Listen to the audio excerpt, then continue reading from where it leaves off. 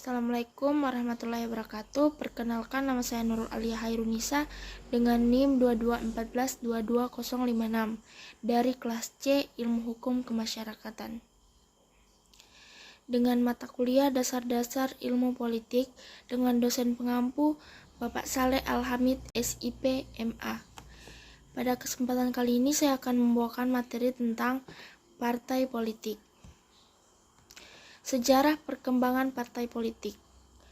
Partai politik pertama-tama lahir di negara Eropa Barat dengan mengeluasnya gagasan bahwa rakyat merupakan faktor yang perlu diperhitungkan serta diikutsertakan dalam proses politik.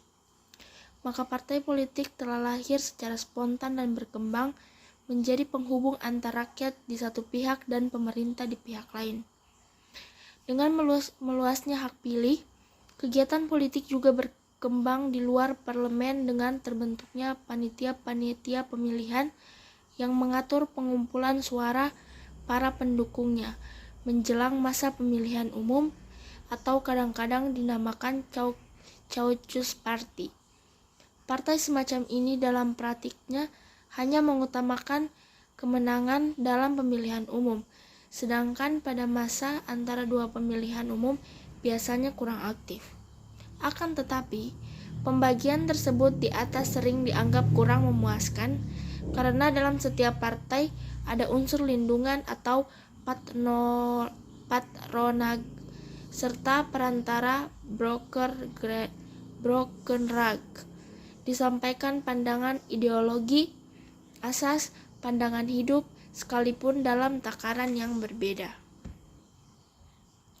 Ada juga definisi partai politik. Definisi partai politik berangkat dari anggapan bahwa dengan membentuk wadah organisasi, mereka bisa menyatukan orang-orang yang mempunyai pikiran serupa, sehingga pikiran dan orientasi mereka bisa dikonsolidasikan. Dengan begitu, pengaruh mereka bisa lebih besar dalam pembuatan dan pelaksanaan keputusan. Menurut Neumann, partai politik merupakan perantara yang besar yang menghubungkan kekuatan-kekuatan dan ideologi sosial dengan lembaga-lembaga pemerintah yang resmi. Ahli lain juga turut merintis studi tentang kepartaian dan membuat definisinya adalah Giovanni Sarton yang karyanya juga menjadi klasik serta acuan penting. Ada pula fungsi partai politik.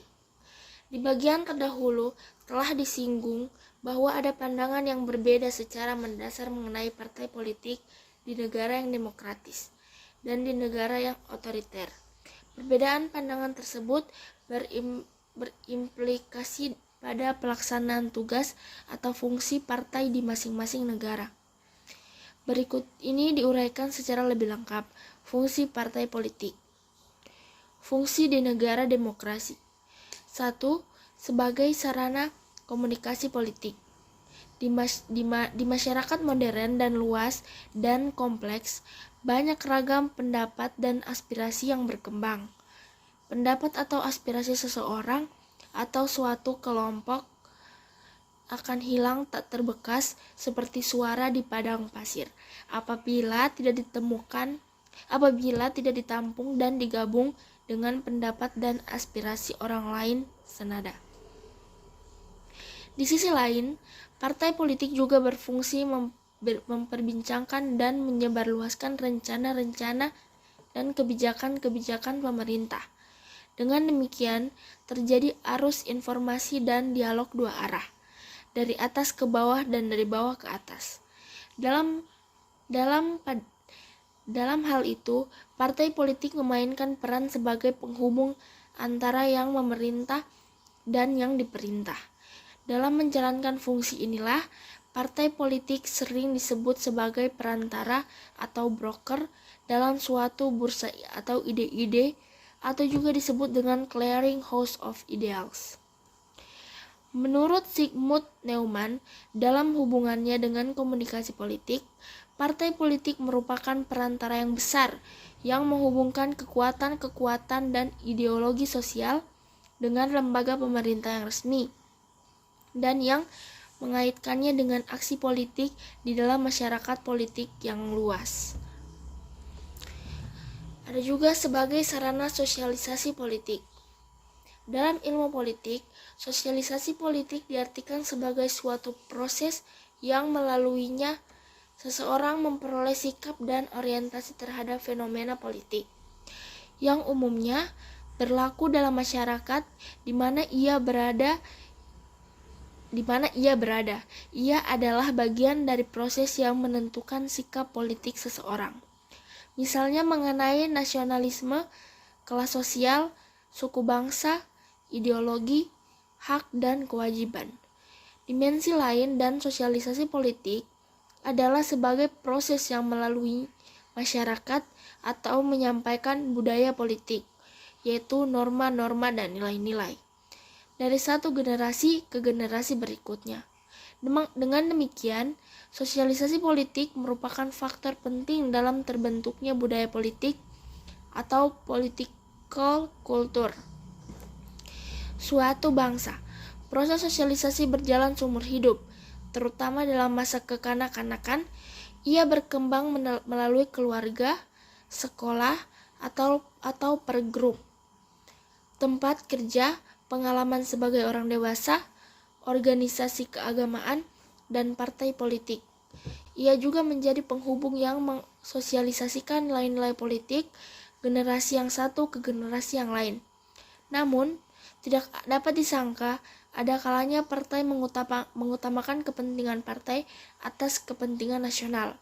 Loyalitas yang diajarkan adalah loyalitas kepada partai yang melebihi loyalitas kepada negara. Ada pula sebagai sarana rekrutmen politik. Fungsi ini berkaitan erat dengan masalah seleksi kepemimpinan, baik kepemimpinan internal partai maupun kepemimpinan nasional yang lebih luas.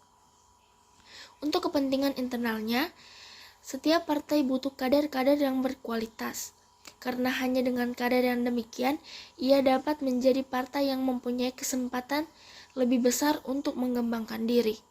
Dengan mempunyai kader-kader yang baik, partai tidak akan kesulitan untuk menentukan pemimpinnya sendiri dan mempunyai peluang untuk mengajukan calon. Untuk partai politik juga berkepentingan memperluas atau memperbanyak keanggotaannya. Maka ia pun berusaha menarik sebanyak-banyaknya orang untuk menjadi anggotanya. Berikut sebagai sarana pengatur konflik atau konflik management. Di sini peran partai politik diperlukan untuk membantu mengatasinya atau sekurang-kurangnya dapat diatur sedemikian rupa sehingga akibat negatifnya dapat ditekan seminimal mungkin. Elit partai dapat menimbulkan pengertian di antara mereka dan bersama dengan itu juga meyakinkan pendukung politiknya. Secara ringkas, dapat dikatakan bahwa partai politik dapat menjadi penghubung psikologi dan organisasi antara warga negara dan pemerintahnya. Selain itu, partai juga melakukan konsolidasi dan artikulasi tuntunan-tuntunan yang beragam yang berkembang di berbagai kelompok masyarakat. Selanjutnya ada fungsi di negara otoriter. Menurut paham komunis, sifat dan tujuan partai politik bergantung pada situasi apakah partai komunis berkuasa di negara di mana ia berada atau tidak. Di negara di mana partai komunis tidak berkuasa, partai-partai politik lain dianggap sebagai mewakili kepentingan kelas tertentu yang tidak dapat bekerja untuk kepentingan umum. Dalam situasi seperti itu, partai komunis akan mempergunakan setiap kesempatan dan fasilitasnya yang tersedia seperti contohnya yang banyak terdapat di negara-negara demokrasi untuk mencari dukungan seluas-luasnya, misalnya dengan jalan memupuk rasa tidak puas di kalangan rakyat. Partai juga berfungsi sebagai sarana rekrutmen politik. Akan tetapi, dalam hal ini Ia mengutamakan orang yang mempunyai kemampuan untuk mengabdi kepada partai. Ia menguasai ideologi Marxisme, Leninisme, dan yang kelak mampu menduduki kedudukan pemimpin untuk menguasai kegiatan dari berbagai aspek kehidupan masyarakat. Untuk itu, si calon anggota harus menjalani masa percobaan di mana ia harus memenuhi standar-standar ketat mengenai pengabdian dan kelakuan, baik pribadi maupun di muka umum yang ditetapkan oleh Partai Komunis. Mungkin hanya itu yang bisa saya paparkan. Jika ada salah kata saya mohon maaf. Saya akhiri. Wabillahi taufiq wal hidayah. Wassalamualaikum warahmatullahi wabarakatuh.